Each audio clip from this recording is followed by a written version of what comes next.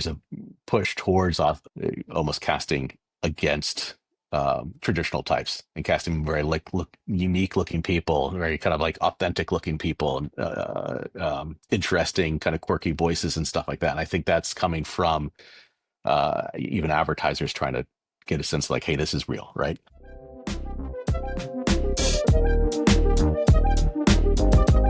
Hi, and welcome to It's Not the End of the World, Everyday Use Cases for AI. I'm joined today by Luke Crowe. Luke is the Vice President at Backstage.com. Luke, thank you for joining us on the show. Hi, Bobby. Happy to be here. So, Backstage, it used to be Backstage Magazine, and it's actually quite an institution in New York, particularly among actors and actresses and aspiring artists. Can you give us a bit of context about what Backstage is? Yeah, Backstage was founded as a trade magazine back in 1960. We do still publish a print edition a few times a year, especially around award season. It's still a kind of popular industry magazine for that purpose. But the majority of the business has moved online, where most casting takes place now.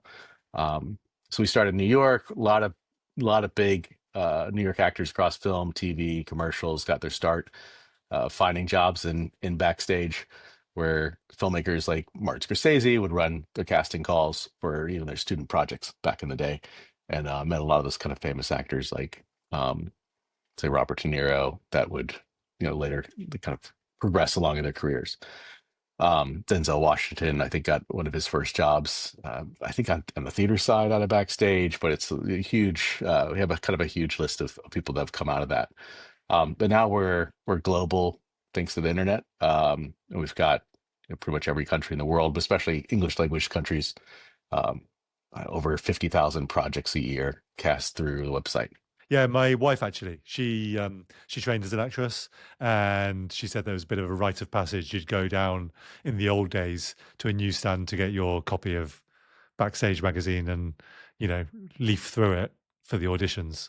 Yeah. When I first moved to New York, you could always spot all the actors on the subway, because every Thursday when the paper came out, all of a sudden you have hundreds of people opening that up, going back to the casting section in the back there, to find whatever the new auditions and jobs were for the week.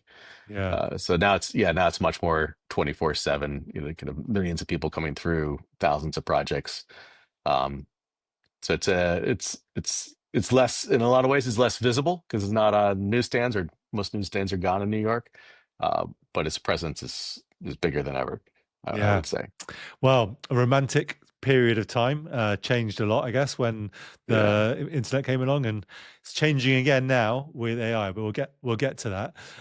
I was thinking about, on our podcast, we have, I tend to try and hit various industries, right? So I've just spoken to a doctor, I've spoken to a teacher before that, speaking to an electrician tomorrow, and we're hitting the broad gamut of different people and how they're all using these various tools.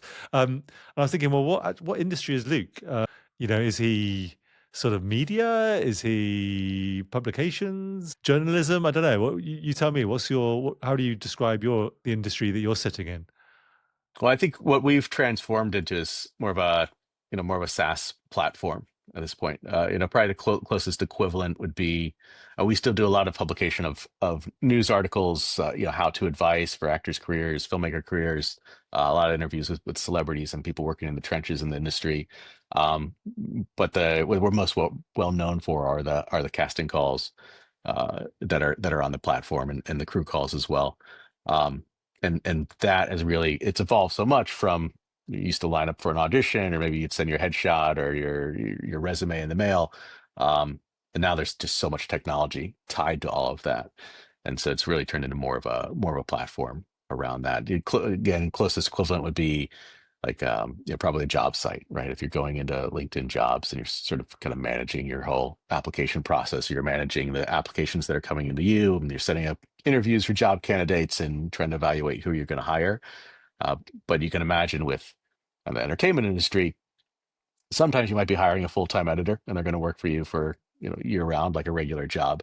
But so much of the work is transactional or piecemeal, or per project basis, right? So you might hire an actor for one day for a commercial, or one day for a small role in a film, and then you've got to hire again and again and again. So it's like regular job recruitment times 10 plus a lot of media involved, right? Because now you're not just interviewing the person, but you may want to see their past clips and their reels and their other work, and the whole audition process can be, as involved or more so than a regular job interview.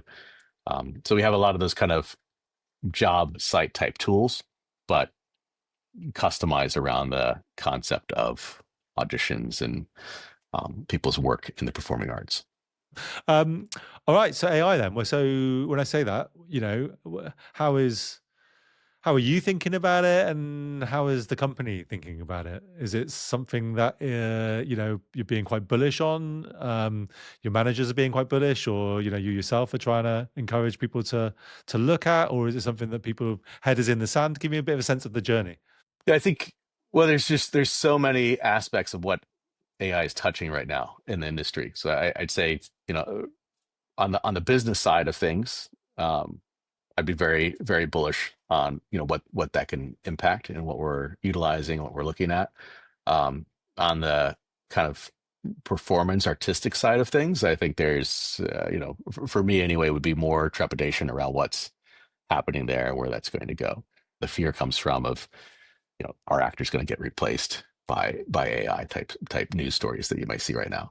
So you're not casting Tilly Norwood then, the No, she does not have an account on the site, as far as we know. Tilly Norwood is the AI generated actor that had people up in arms in Hollywood.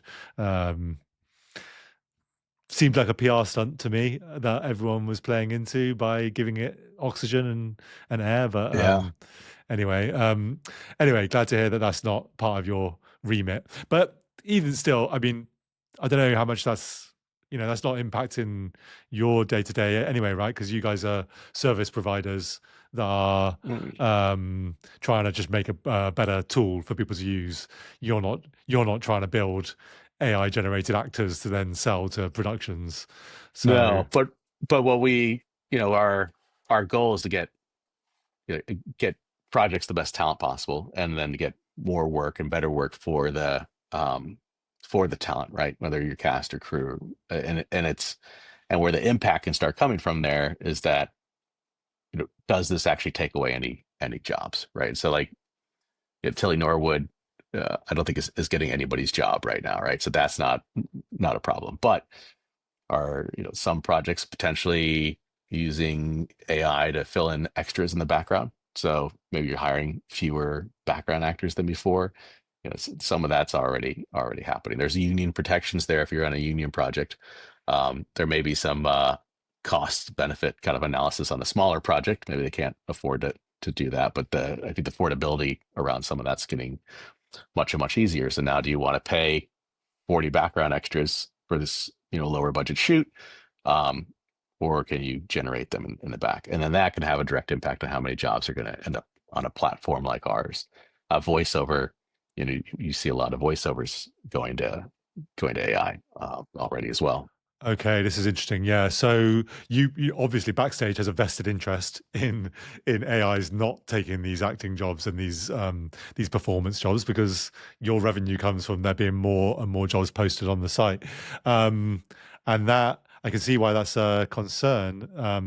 I mean, yeah, I've seen Runway, one of the AI generating platforms. One of the things it advertises is, the examples it shows is, hey, look at this stadium of people. You can film your actor walking into this stadium empty, and AI can generate the extras, as you point out. So it's interesting to hear that. And I guess Backstage has an insight into the metrics of whether there is impact in these various areas. So I guess my question to you is, are you noticing a dip in any of these various, the numbers of jobs being posted for these various different spaces, or not yet? What do you have any insight there? Not too much yet that we can directly define around it, but there's definitely you can definitely see it impacting at least the fringes of things, right? And like another area would be like, you're on social media or other websites, and you'll see a lot of ads that look like they're pretty obviously AI generated, right? So, and that could just be a model wearing a t-shirt, Whereas before, like that's not you didn't go and get your theater degree um, at Juilliard to maybe model T-shirts on Instagram. But that's where a lot of people's bread and butter work comes from, right? So like there's a high volume of that kind of work where you before you may have gotten, there could have been thousands of jobs circulating through there where you just that product, especially, and this was a big boom with the internet versus old catalog work, was that I may need somebody to come in and I'm going to photograph them in 50 different shirts. And then run those different ads and see, analyze how well they perform. And so that's like a lot of models that could get hired, or one model getting hired over and over again. And now you have different phases of AI where maybe I will still hire a human model, but I can easily replace them. When I get one shot of them, one photo session, and I could put all these different clothes on them very easily without having to rehire them. Or what you're starting to see is also very obviously AI generated models as well. So those are coming through. The thing countering this a bit, and I'd hope to see more of, is that I think already there's a sense from the general public of inauthenticity around some of this. And I think there's a push towards authenticity that we do hope we see grow, right? And maybe in some ways it's actually looking for more. I think like I've seen more ads on YouTube, say pre-roll ads that are almost casting against traditional types and casting very unique looking people, very kind of like authentic looking people, interesting kind of quirky voices and stuff like that. And I think that's coming from even advertisers trying to get a sense like, hey, this is real, right? So you're seeing more, in some ways, more opportunities from people maybe people wouldn't have had before, but you're also definitely seeing some reduction in that type of content. And so like we're seeing a big growth right now in user generated content, right? So like UGC is another area I think where in some ways maybe there's cost savings because instead of a production company shooting that content themselves, you're kind of outsourcing it to the influencer, the at-home creator. But it also ties in this authenticity piece where you want somebody, maybe it's not the highest production values, but you want somebody who's feels like a real person giving you real advice or really holding up your real product there. And we're seeing a large growth in that UGC sector. The thing that I'm always interested in these unintended side effects. It's so funny or strange or interesting that, the way that one of the impacts is we need to look for talent that is not AI looking. Right? They're too perfect. You're too perfect. You're too good looking. We need someone less good looking traditionally to play this part because then people like that better. That's just a weird, fun side effect. Yeah. You look too AI. We can't cast you. Sorry. Totally. Another point that I noticed. I mean, so you started off your answer there by pointing out that you hadn't actually seen any impact to the number of postings. But you could imagine that there would be an impact because you are seeing more content online that would traditionally have been done by your customers. So I wonder, I'm often, and I don't want to appear naive because obviously when the dominoes continue to fall, things are going to start happening. But it is interesting to me that you're not seeing any impact in your job postings yet. And yet you're seeing all of this content online. And yes, you're totally right. Like if I'm shooting, we don't shoot fashion, but if I feel like I would probably, and I was a small business owner, I'd probably be doing that hack that you just described, putting on all my new designs on this AI, using AI on this model that I just shot. But the key thing that I say there is small business owner.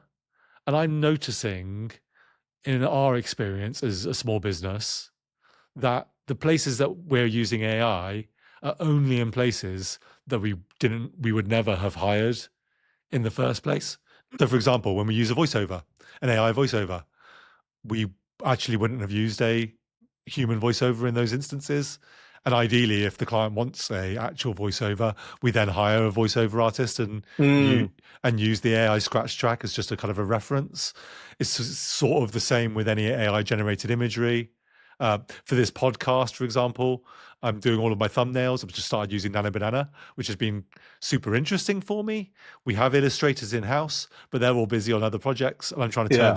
I'm trying to turn content around very quickly, and so I'm getting Nano Banana to create these kind of illustrations and mock-ups and whatnot, which is just saving me a ton of time, because essentially this podcast is a one-person endeavor, and I'm not actually taking anything away from anyone else. I'm just not. I wouldn't have used an artist anyway. It's my own skills that I'm having to use, and I need to find as many shortcuts as possible. And so I'm wondering, I don't know how you reflect on that. That the point is, or the question perhaps is, are any of these, is the AI just filling in a space Mm, that wasn't being serviced previously? I'll give another example. I had another guy on the show who was working in corporate comms, and they do a lot of research into how is Gen Z thinking about this particular topic. In their case, it was alcohol. How's Gen Z thinking about alcohol, right? And previously, it was Google, right, mm. or looking at various magazines and articles and like research papers, or it was going to a company that could give you a very detailed breakdown, right? And he said, now we also have deep research. They could go to ChatGPT or Gemini or whatever and do deep research and get a detailed report. And I said, is that so? Do you not use the companies anymore that you used to use? He said, no, we still use them. It's just now we have a middle. There's an area that we couldn't use before, that was underserved, and now we have a new tool that we can also use as well as the other. And I'm just wondering, I mean, how do you reflect on that? And again, the metric being you're not seeing a difference in your job postings yet. Do you think I'm being naive, or do you think it's going to come? Do you think that this is just serving content creators that couldn't create content before? Is this just the mirrorless camera, the DSLR has landed and now more people can shoot stuff, metaphorically? Well, but like the camera is an interesting like analogy there, right? Because on the one hand, on the one hand, things were replaced, right? Like so you could your old film camera, your old motion picture camera. Now we're just you're using a digital camera. Digital was not people were worried it's the end of the world. Like it used to nonlinear editing and cameras get better, but some stuff does disappear, right? So like a lot of consumers aren't using uh, a camera anymore, right? They're just using their phone. The internet did replace, ultimately replace fax machines. The iPhone ultimately did replace, most flip phones, and beepers are gone, right? So like there was always overlap times where people might have said, well, my beeper's still useful. My film camera I still need for special events, and hobbyists are still going to do that, right? Some professionals will, but the larger piece of it can soon disappear. And I think that's probably where we're at right now, right? Where there's still there's still enough overlap where things aren't being disappearing completely, but I think there's a point where we could see larger segments drop off. Um, but in an ideal world, for me, for sure, like this should all just be additive, right? It's the short film or the indie film that couldn't afford special effects before and just wouldn't have been able to make their sci-fi feature that can now utilize AI and like do some amazing monster effects and special effects, and actually evens the playing field with Hollywood, and they can do so much more. Hopefully it's that, and not Hollywood not hiring 100 special effects artists for their film, right? Same with animation, same with extras. Certainly for the union projects, some protections are being put in places, which is good. For non-union stuff, I think that's going to be even you know, a harder decision to make, right? Like even on the indie level, um, if you have a limited budget, maybe you're spending 100 grand making your film, maybe you're not going to spend it on this effects person you would have hired, right? Maybe you're not going to spend it on these extras or a smaller role, or but hopefully you're putting it somewhere else, right? And that's something I think we're also seeing in the job listings, like piecemeal. Like if you looked into certain segments, there are drops, right? And overall, we're seeing pretty good strength, but that's because also some shifts are happening there.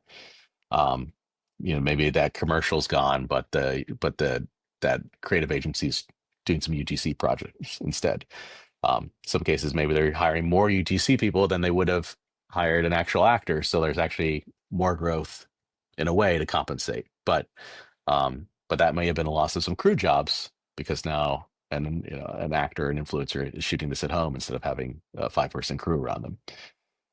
Some of that stuff's harder to measure at this point. We may not see fully shake out for a while. Uh, it's fascinating. What you're kind of the theme of this conversation is, hey, there is an impact here, and you almost likened the DSLR to being a technology that came along and did replace an old way of doing things, and there was this overlap as the technology took root, and then the old one died away, and the fear being there that talent is the old technology and the new technology could well replace it. But then you're also pointing out the way that the economics works and money being pushed around, it gives money to different creators and opportunities to different creators. And also, and this is the piece that I'm quite interested in, is the democratization of your ability to do things. And so now all of a sudden, an indie filmmaker can be more of on an even footing with a Hollywood production. And the reason that sort of like stimulated me was because I'm seeing a lot on my Instagram channels. There's this sort of like, I don't know, anti-studio movement. These filmmakers that are disenchanted with the classic movie system, and hey, you want to distribute your movie, you put your heart and soul into this thing, and in the process you get no money from it. All of the money goes to the studio and the distribution label and you name it. There's all these layers. The festival takes a cut, and the move seems to be, hey, we're making our own films, let's make them ourselves and let's distribute them.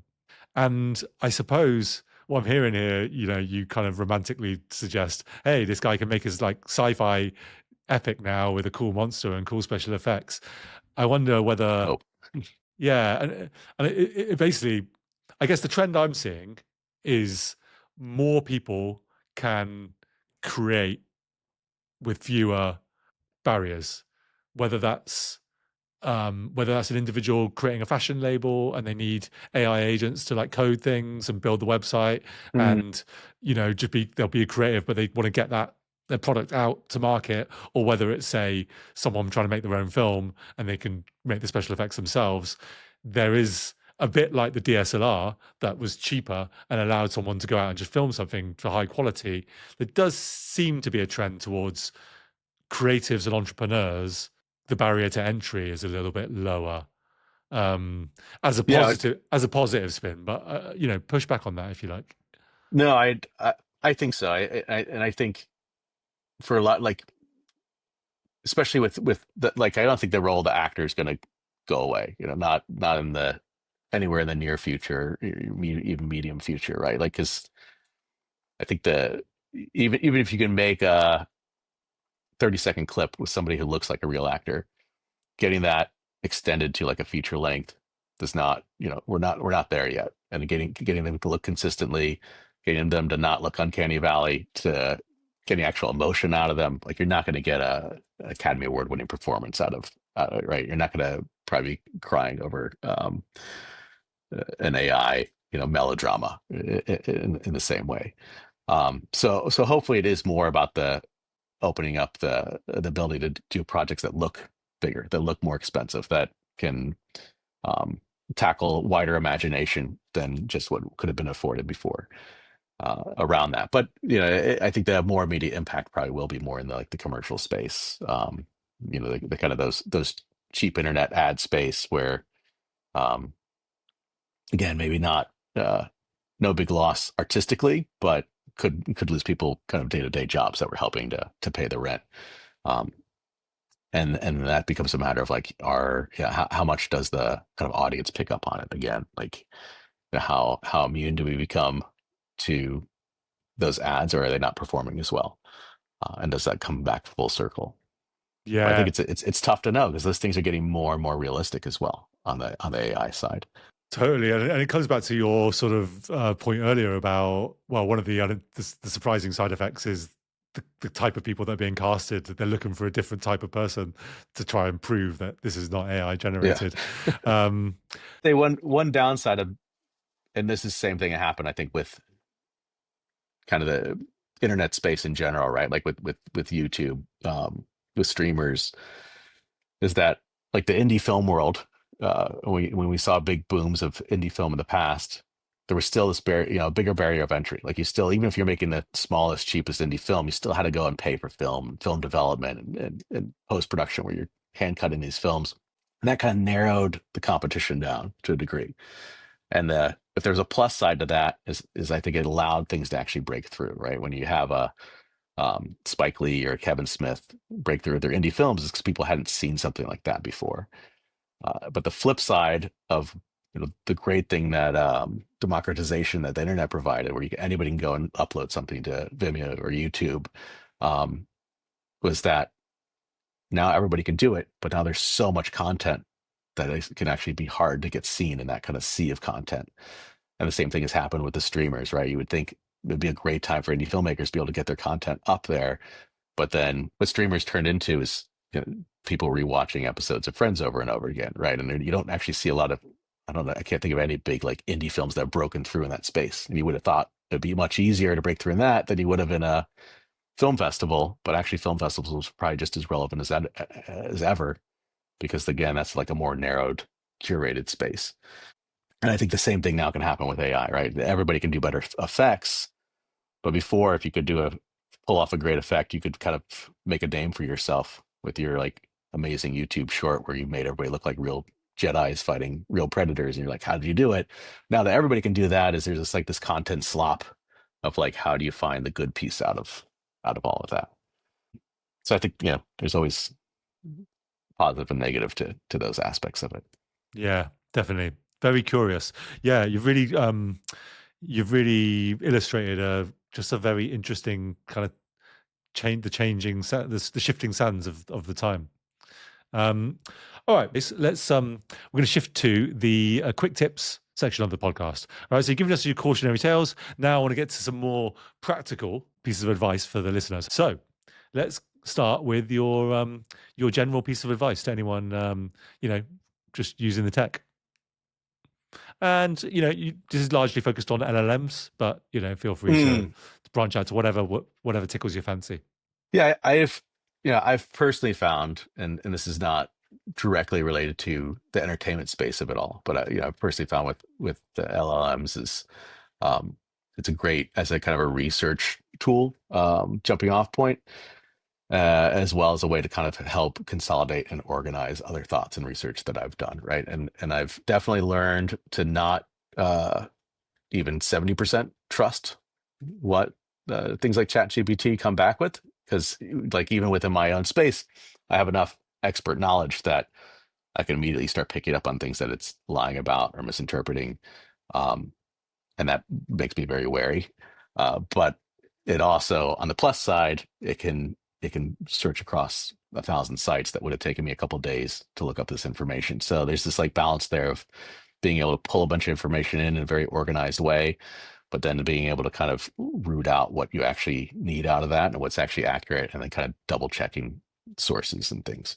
Nice. Um, but yeah, I think that's incredibly helpful as a research and organizational tool.